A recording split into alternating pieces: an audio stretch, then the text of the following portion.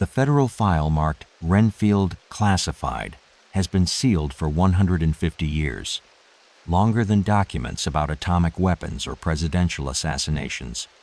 Inside that manila folder lies the reason why the United States government learned to fear a single mountain family more than entire armies.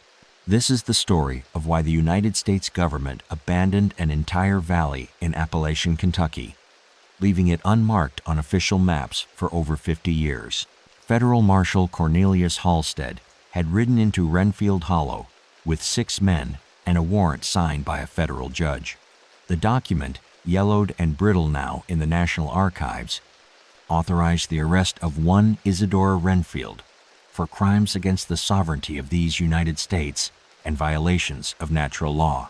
But standing in that clearing, surrounded by towering pines that blocked out the moon, Halstead realized his warrant was just expensive paper. The Wrenfield clan didn't recognize federal authority. They didn't recognize any authority except their own twisted interpretation of mountain justice. The hollow itself defied easy description. Mist clung to the valley floor like something alive, and the trees grew so thick that noon felt like twilight. Local Cherokee had avoided this place for generations, calling it the valley where spirits weep.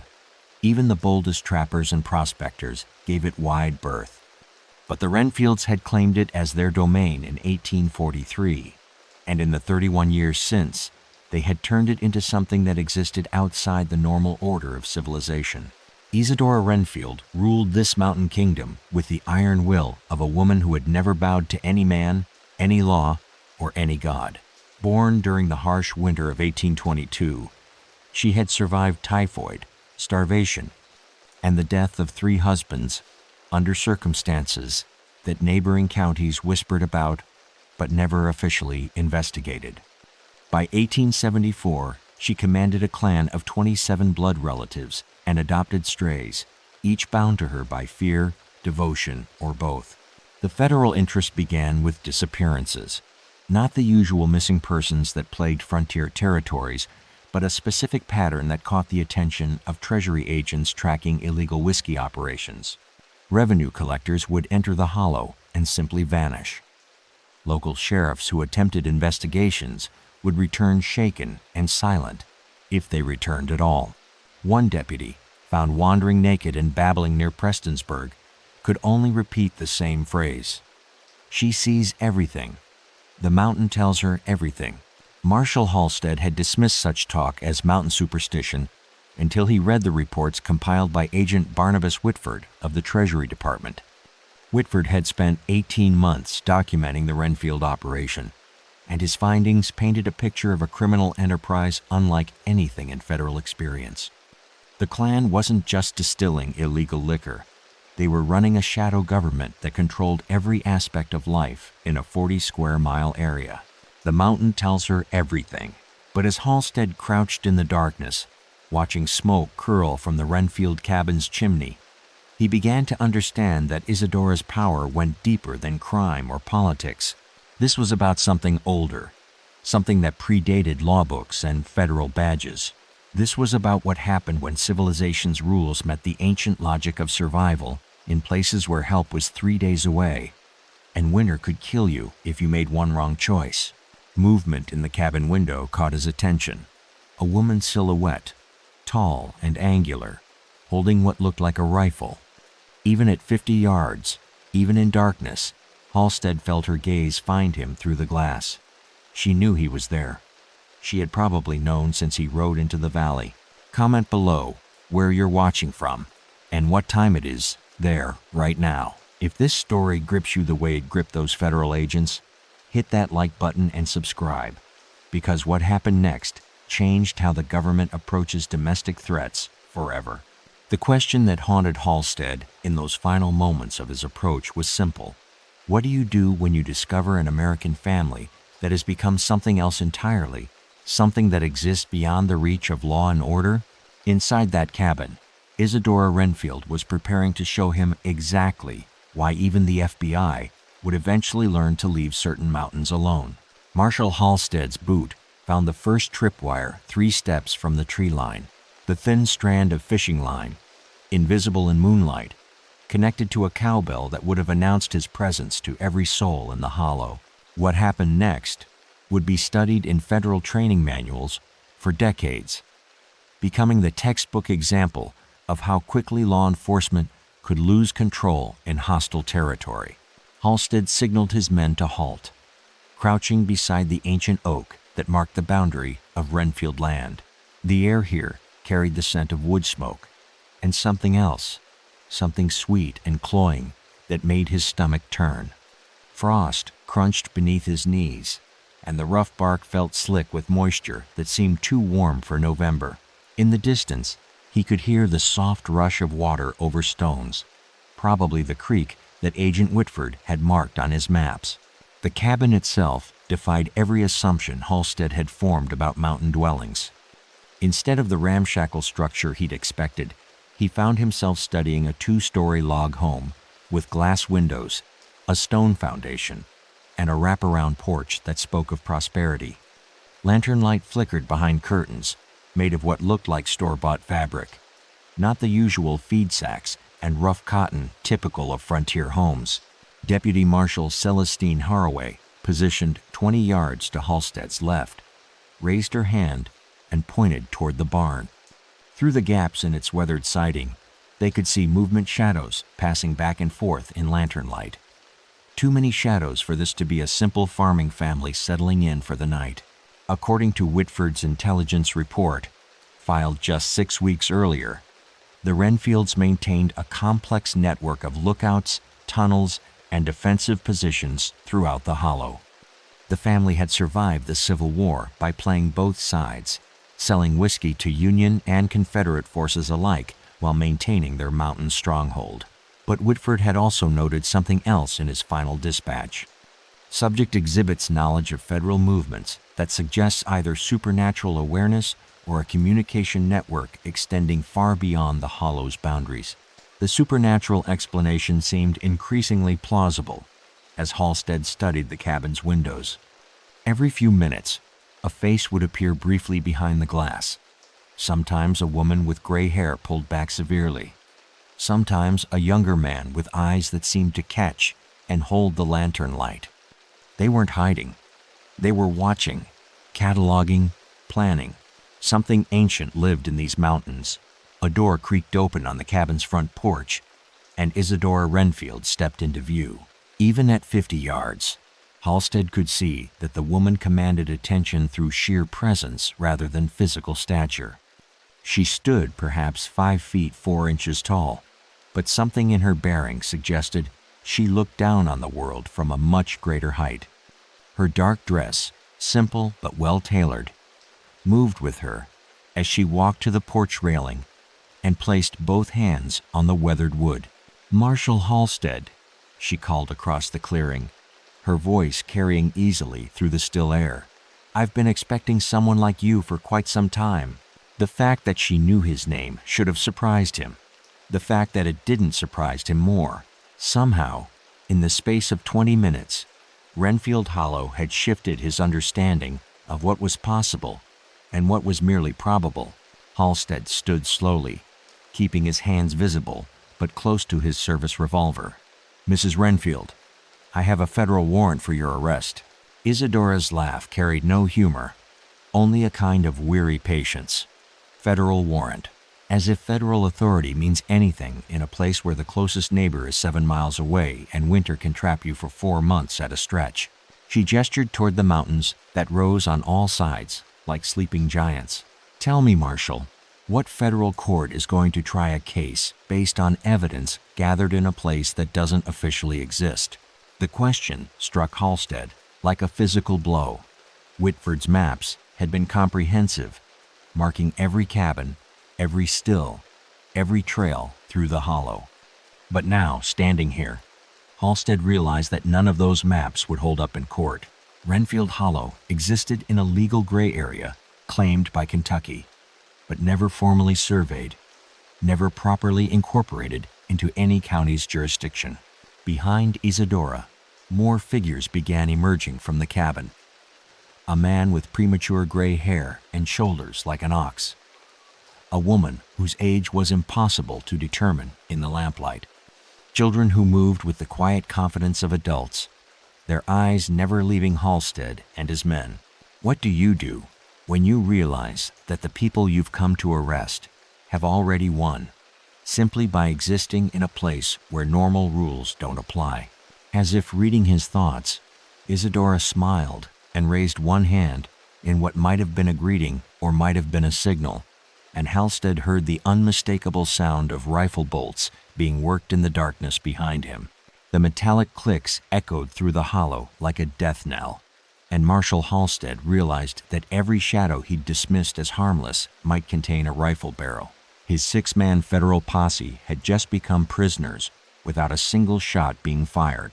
This moment would later be cited in congressional hearings as the beginning of the federal government's first acknowledged defeat by a domestic clan operating on American soil. Halstead's training kicked in, automatically scan for cover, count potential threats, assess escape routes, but the hollow offered no sanctuary. The trees that had seemed like natural fortifications now revealed themselves as carefully positioned blinds. The boulders scattered around the clearing weren't random geological formations, but deliberate defensive positions. Even the creek he'd heard babbling in the distance had been diverted to create a natural moat on the cabin's eastern approach. Deputy Haraway's voice came as a hoarse whisper from 20 yards away. "Marshal, I count at least 12 positions, maybe more."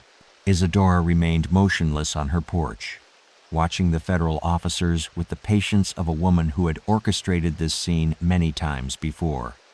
Behind her, the cabin door opened again, and a man emerged whom Halstead recognized from Whitford's descriptions.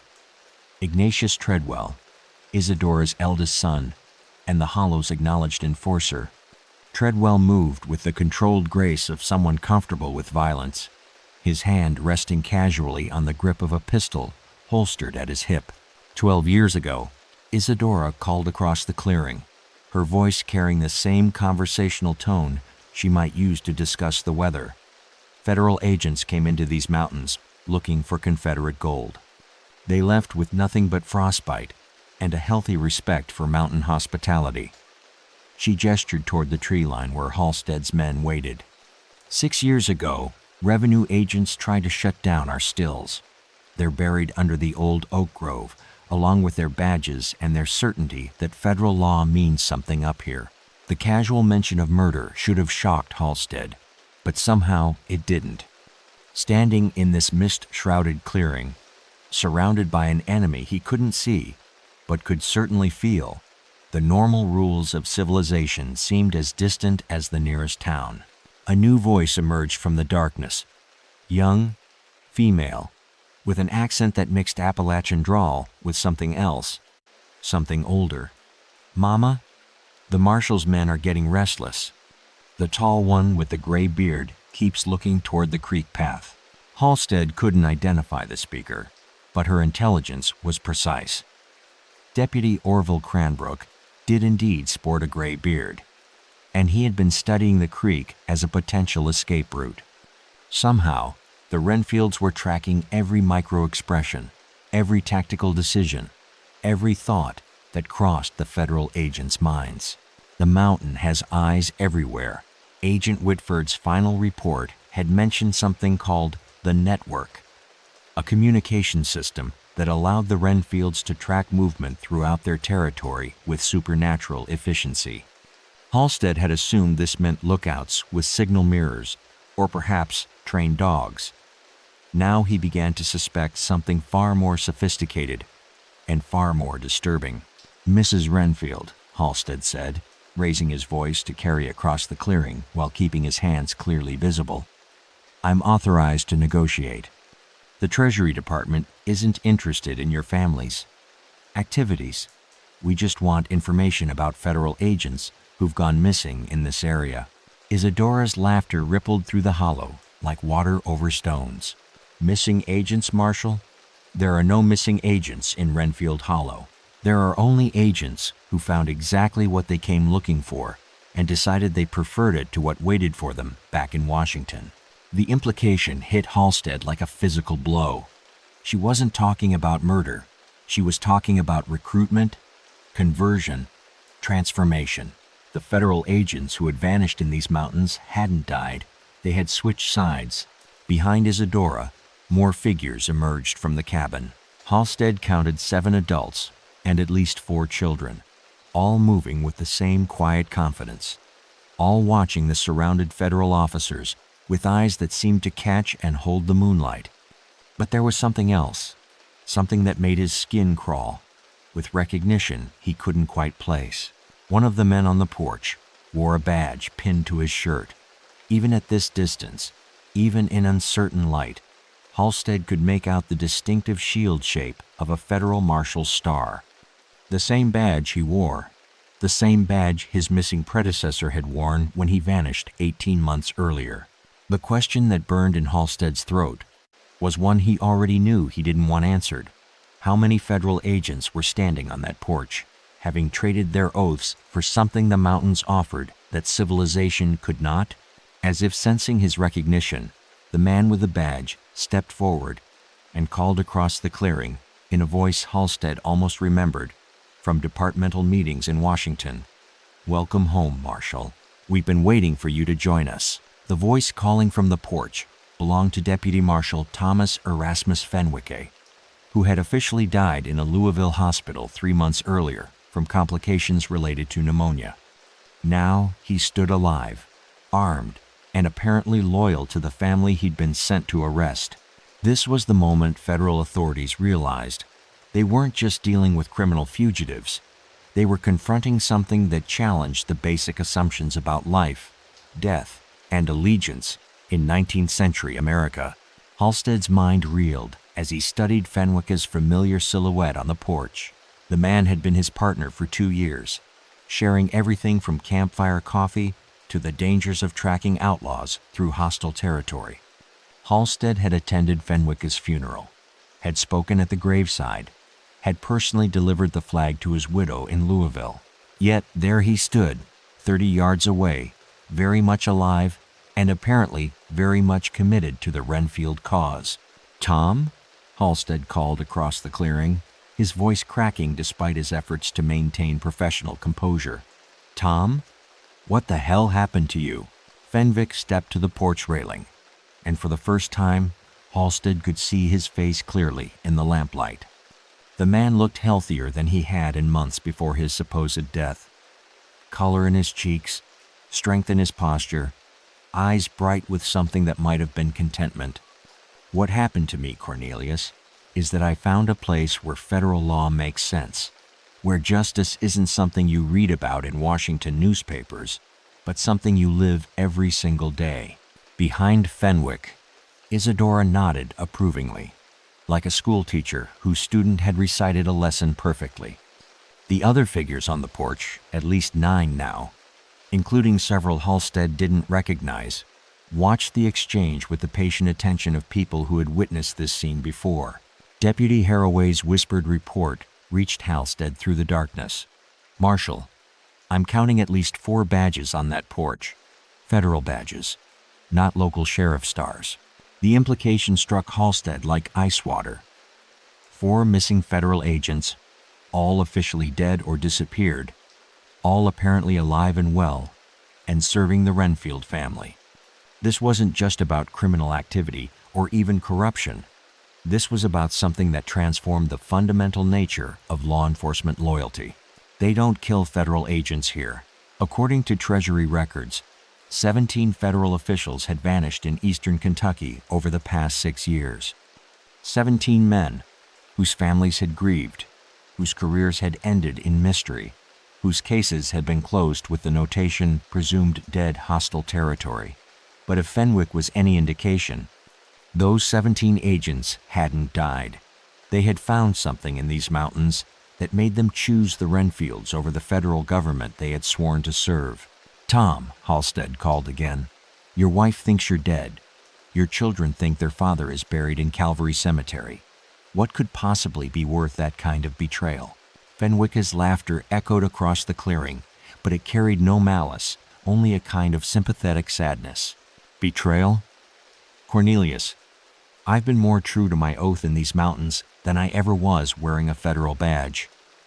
Up here, when we say we protect and serve, it means something real. Not just protecting the interests of politicians and railroad companies, but protecting actual families from actual threats. The distinction hit Halstead harder than he wanted to admit. How many times had he enforced federal law that seemed to benefit the wealthy while grinding down ordinary people trying to survive? How many times had he wondered if his badge represented justice or just another form of economic control? Isadora's voice cut through his moral confusion like a blade through fog. Marshal Halstead, your government sent you here to arrest me for violations of federal law. But federal law says a woman can't own property in her own name. Federal law says my children can't inherit what their father built with his own hands. Federal law says revenue agents can destroy a family's livelihood without compensation or appeal. She gestured toward the mountains surrounding them. Up here, we follow older laws. Older, simpler, more honest laws. The wind picked up, carrying the scent of wood smoke and something else. Something that reminded Halstead of the medical tent after the Battle of Antietam, where he'd served as a young soldier before joining the Marshal Service.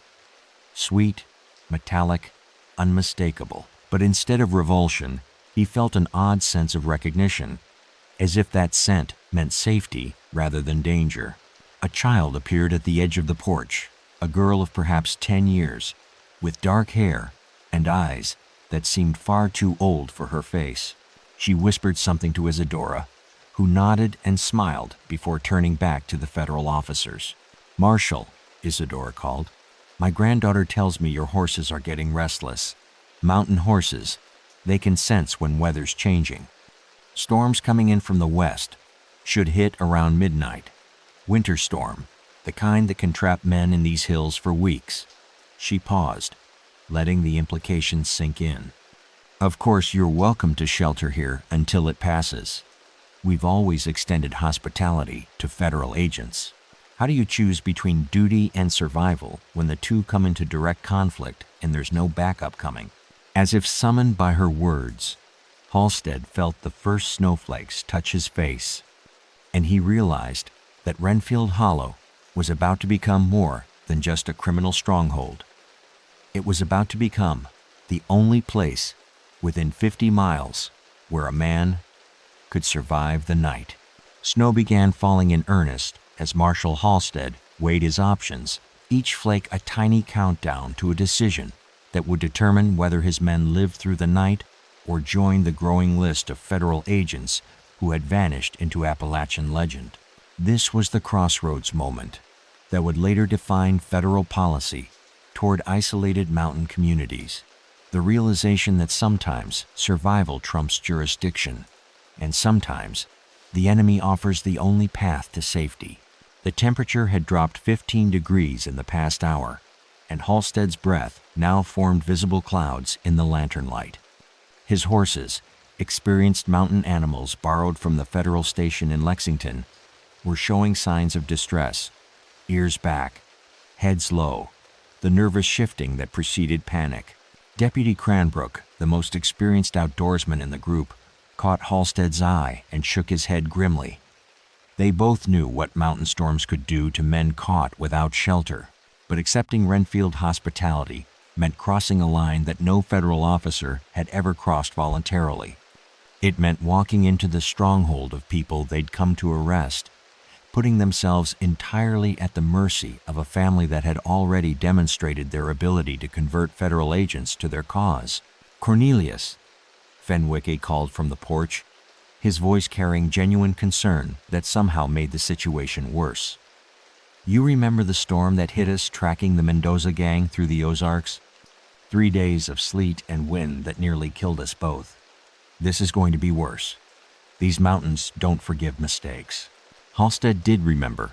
They had survived that storm by finding shelter in an abandoned cabin, huddled together around a failing fire, sharing the last of their rations while ice formed on the inside of the windows. But they had been partners then, united in purpose and loyalty. Now Fenwick stood with the enemy, offering salvation that felt suspiciously like seduction. Isadora stepped forward to the edge of her porch, snowflakes catching in her dark hair like premature gray. "Marshal, I'm going to be direct with you, because mountain weather doesn't allow for lengthy negotiations. In 30 minutes, visibility will drop to less than 10 feet. In an hour, the wind will be strong enough to knock a horse off its feet. Your choices are simple. Accept our hospitality, or try to ride out of here before the storm gets worse and probably die in a snowdrift 3 miles from help." She paused, letting the wind underscore her words. "But understand that if you accept our invitation, you'll be our guests in the fullest sense of mountain tradition. You'll eat our food, sleep under our roof, and for as long as the storm lasts, you'll be under our protection." The mountain code runs deeper than law. Mountain hospitality wasn't just social courtesy, it was sacred obligation backed by generations of survival necessity. To accept shelter meant entering into a relationship governed by rules older than federal law, older than state boundaries, older than the Constitution itself. But it also meant that once the storm ended, the Wrenfields would expect something in return.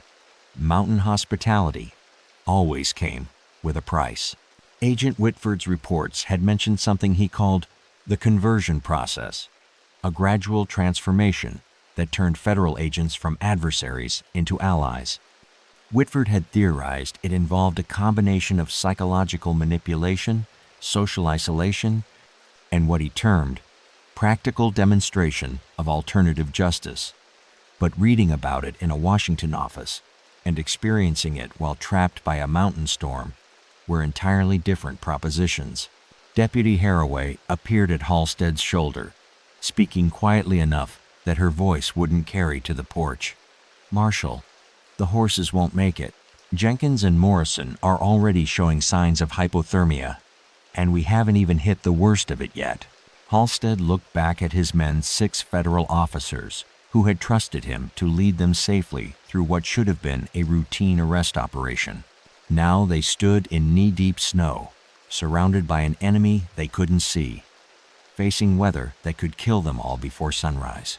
Their welfare was his responsibility, but so was their loyalty to the federal government that had sent them here. From the cabin came the sound of a door opening, and warm yellow light spilled across the snow. Halstead could smell coffee, real coffee, not the chicory substitute most frontier families used. He could smell bread baking, meat cooking, the kind of meal that represented civilization in its most basic and appealing form. "Marshal," came a new voice from the porch, young, female, with the musical accent typical of educated mountain families. "My name is Sybil Harcourt. I was a school teacher in Louisville before I came to live with the Wrenfields.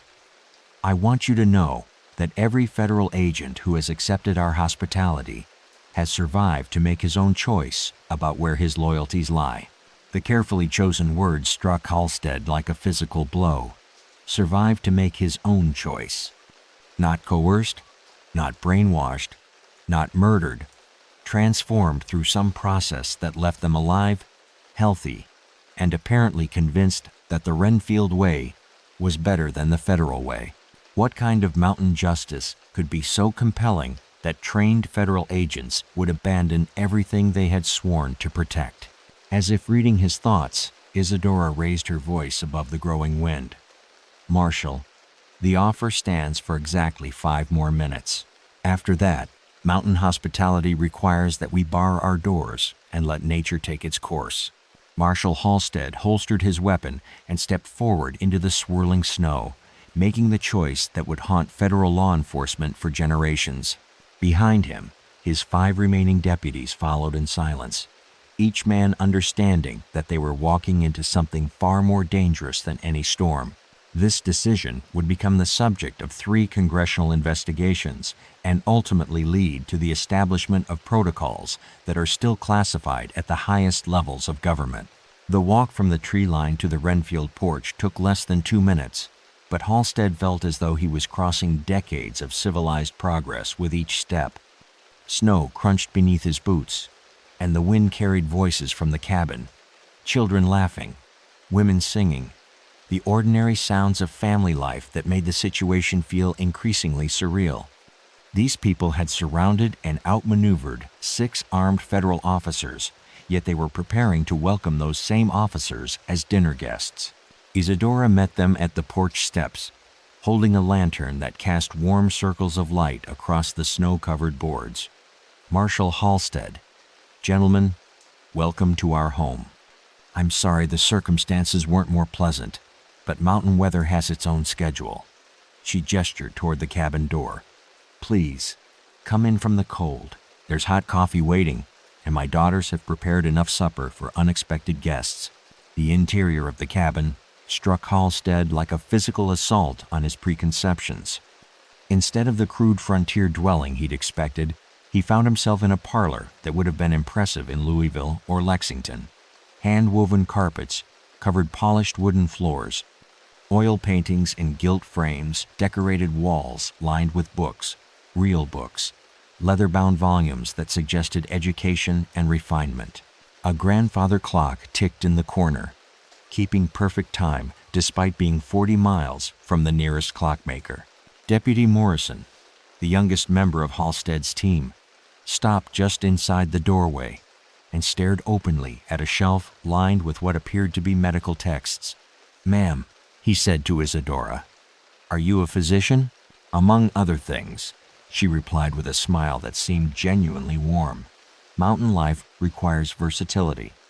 I've delivered 17 babies in this county, set broken bones, treated gunshot wounds, and buried the dead when no preacher was available." She gestured toward the medical books. "Education is the difference between healing and harm. Wouldn't you agree, Deputy? They don't just survive up here. They thrive." The smell of roasting meat filled the cabin, rich and appetizing, after hours in the cold.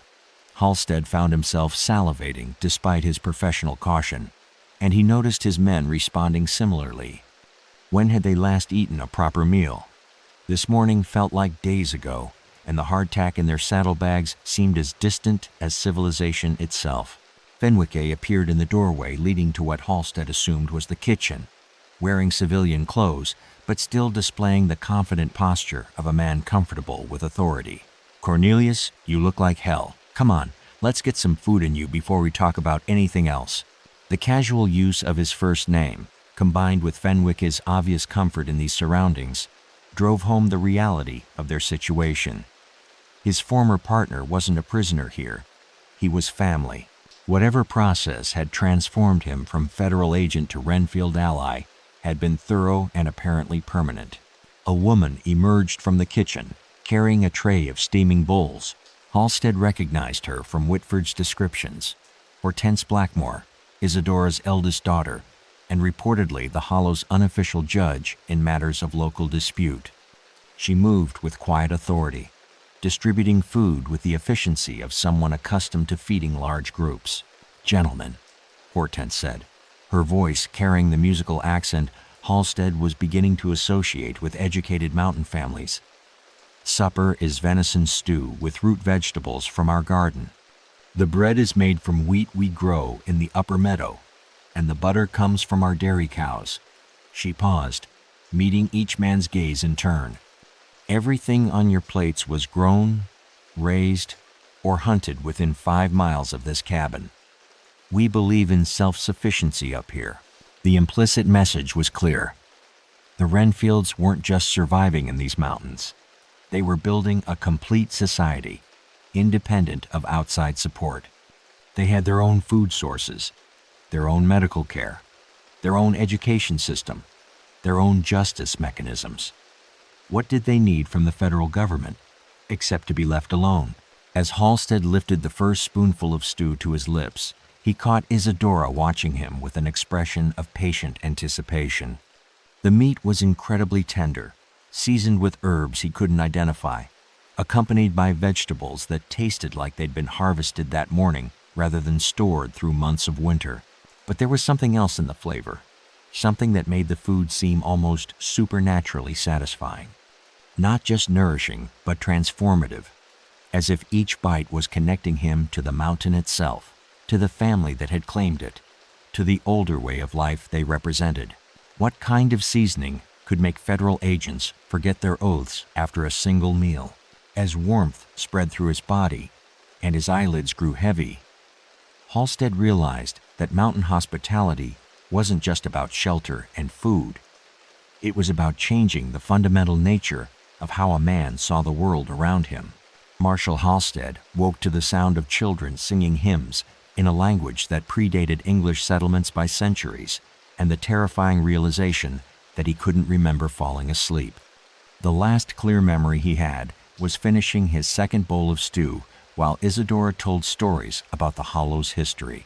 This was the moment that would later be dissected by government psychologists, trying to understand how an entire federal team could experience simultaneous memory loss without any detectable trace of conventional drugs or poisons. Pale morning light filtered through frost-covered windows, and Halstead found himself lying on a comfortable bed in what appeared to be a guest room furnished with handmade quilts and carved wooden furniture. His service revolver rested on the nightstand beside him, cleaned and fully loaded, a gesture that struck him as either remarkably trusting or supremely confident. His clothes had been brushed clean and his boots polished to a shine that would have impressed his commanding officer in Washington. The singing continued from somewhere deeper in the house, accompanied by the sound of women's voices discussing breakfast preparations and children's laughter echoing from what might have been a schoolroom. Normal family sounds that made the events of the previous night seem like fragments of a fever dream. Halstead rose and walked to the window, where the view took his breath away. Snow blanketed the hollow in pristine white that sparkled like diamonds in the morning sun. The storm had passed, leaving behind a landscape so beautiful it seemed almost supernatural. But more striking than the scenery was what he saw in the clearing below. His 5 deputies working alongside Wrenfield clan members, splitting firewood, tending animals, and engaging in the kind of cooperative labor that spoke of comfortable familiarity rather than prisoner supervision. Deputy Morrison, who had been suspicious and nervous just hours before, was laughing at something one of the Wrenfield children had said while they scattered feed for chickens that hadn't been visible in last night's darkness. Deputy Cranbrook, the grizzled veteran who trusted no one outside his immediate family, was accepting instruction from a teenage boy on the proper technique for sharpening an axe. "They look like they belong here." A soft knock interrupted his observations, and Hortense Blackmore entered carrying a tray with coffee, eggs, and fresh bread, still warm from the oven. "Marshal Halstead, I hope you slept well. Mountain air can be overwhelming for visitors who aren't accustomed to its properties." The pause before properties struck Halstead as significant, but he couldn't quite grasp why. "Mrs. Blackmore, my men are safe and well-fed, and discovering that mountain life offers certain advantages over federal employment," she interrupted gently. "They're free to leave whenever they choose, of course. The storm has passed, the roads are clear, and their horses are rested and ready for travel." Halstead accepted the coffee gratefully, noting that it was somehow exactly the temperature he preferred and sweetened precisely to his taste. "Then why do I suspect that none of them will choose to leave?" Hortense's smile carried no malice, only a kind of maternal satisfaction. "Because, for the first time in their professional lives, they're seeing what justice looks like when it's administered by people who have to live with the consequences of their decisions." Through the window, Halstead watched Deputy Haraway engaged in animated conversation with Sybil Harcourt, the former schoolteacher who had addressed them from the porch. Both women were smiling, gesturing toward the mountains that surrounded the hollow, and Haraway was nodding with the expression of someone discovering a perspective she'd never considered before. FBI behavioral analysis files from 1907 would later describe what happened in Wrenfield Hollow as environmental conversion through practical demonstration, the process of showing law enforcement officers functioning alternative to the system they had sworn to uphold. But those clinical terms couldn't capture the seductive power of witnessing justice that made sense.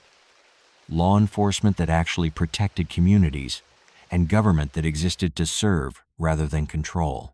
Marshal, Hortense continued, settling into a chair beside the window, may I tell you what happened to the revenue agents who came here 3 years ago? Halstead nodded, though something told him he wasn't going to like the answer. They arrived convinced that we were criminals evading federal taxation. They left convinced that federal taxation was criminal evasion of moral responsibility. She gestured toward the window. They saw families working together instead of competing for corporate wages. They saw disputes resolved through community discussion instead of courtroom manipulation. They saw children educated in practical skills instead of trained to serve industrial interests. The ideological transformation was more dangerous than any physical threat the Wrenfields could have offered. They weren't converting federal agents through violence or coercion. They were converting them through demonstration of a better way to live. What do you do when the enemy offers everything you never knew you wanted? As if summoned by his thoughts, Isadora appeared in the doorway, dressed for outdoor work, but carrying herself with the same quiet authority she displayed the night before. Marshal, your men have been discussing their situation with my family. I believe they have some things they'd like to share with you before you make any decisions about your future. Marshal Cornelius Halstead walked down to the clearing that morning expecting to arrest his own men for desertion, but instead found himself facing the most terrifying realization in federal law enforcement history. They had all made the right choice. The United States government had sent 6 officers to destroy something that was better than anything Washington could offer. This final confrontation would result in the immediate classification of all Wrenfield-related documents and the establishment of what intelligence historians now call the Hollow Protocol's federal guidelines for territories that exist beyond governmental reach. His deputies stood in a rough semicircle near the barn, their federal badges arranged in a neat pile on a tree stump like discarded relics from a previous life. Each man looked healthier than he had in months, clear-eyed, straight-backed, radiating the kind of confidence that came from moral certainty rather than institutional authority. But it was Deputy Haraway who stepped forward to speak, her voice carrying none of the deference she had once shown to federal rank. Marshal, she said, using his title with the formal distance of someone addressing a representative of a foreign government, we've spent the morning learning how justice actually works. Not the theatrical nonsense we perform in federal courtrooms, but real justice based on community need and individual responsibility. Halstead studied the faces of men and women he had commanded for years, searching for signs of coercion or mental manipulation. Instead, he saw the expression he remembered from his own face on the day he first put on a federal badge, the look of someone who had finally found purpose that aligned with principle. Deputy Morrison stepped forward, holding a leather-bound ledger that looked similar to the record books kept in federal offices. Marshal, they showed us their justice system. Every dispute resolution, every punishment, every community decision for the past 30 years. All recorded, all witnessed, all based on outcomes rather than legal technicalities. He opened the book to a page marked with a ribbon. Jacob Hensley, age 16, convicted of stealing livestock from 3 families. Federal court would have sent him to prison for 5 years, probably destroyed his entire future. Wrenfield Justice. He worked for each family he stole from until he'd repaid double the value, learned animal husbandry, and became one of the Hollow's most trusted herders. The mountain teaches through consequence. Halstead felt the weight of 30 years of federal service pressing against his chest like a physical burden. How many men had he arrested for crimes born of desperation? How many families had he destroyed in service of laws that protected property more than people? How many times had he wondered if his badge represented justice or just another form of organized oppression? They've shown us something else, Marshal, Deputy Cranbrook said. His weathered face creased with something that might have been shame.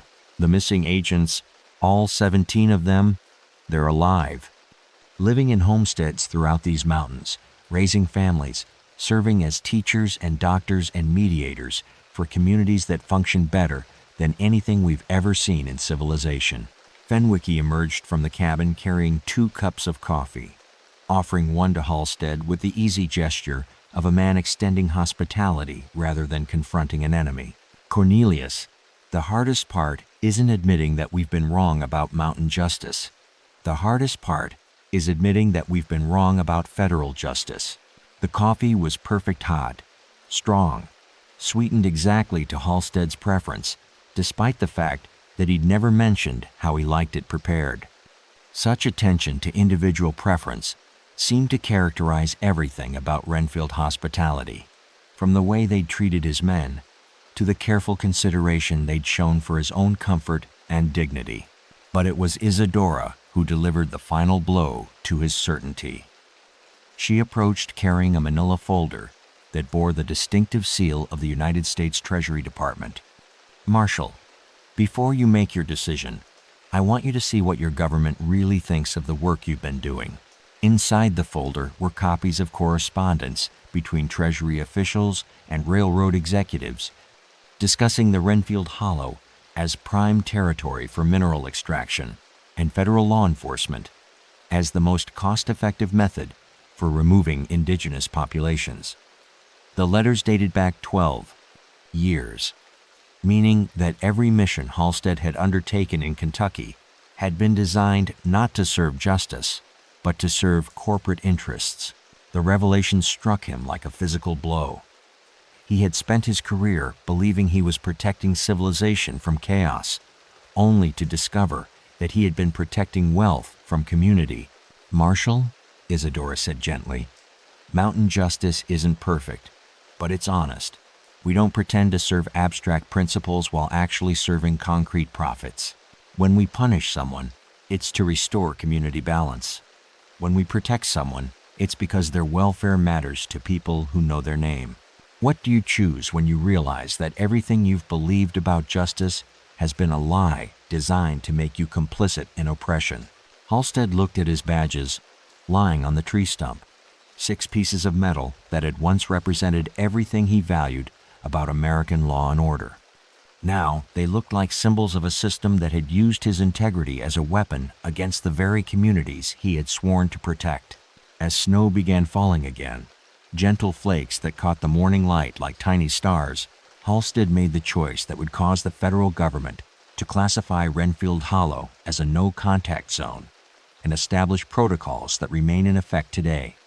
He walked to the tree stump, unpinned his own badge, and placed it with the others. Some say that if you drive the back roads of eastern Kentucky on certain winter mornings, you can still see smoke rising from valleys that don't appear on any official map, and occasionally you'll encounter a man with the bearing of a lawman who will give you directions with the authority of someone who has found his way home. They say Marshal Halstead and his men still live in those mountains, still serve justice, but according to laws older and truer than anything written in Washington, we're only scratching the surface. The next case is even darker. Subscribe before it drops.